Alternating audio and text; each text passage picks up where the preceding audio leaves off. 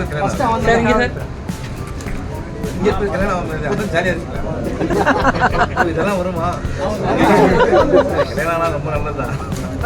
உடனே மாத்திரம் நம்ம. ஸோ எத்தனை பேர் க்ரஷ்ஷை பார்த்து ஃபீல் பண்ணீங்க படம் பார்த்து?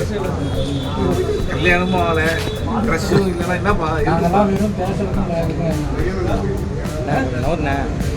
நோ க்ரஷ் நோ யார் முந்தி நம்மள மாதிரியே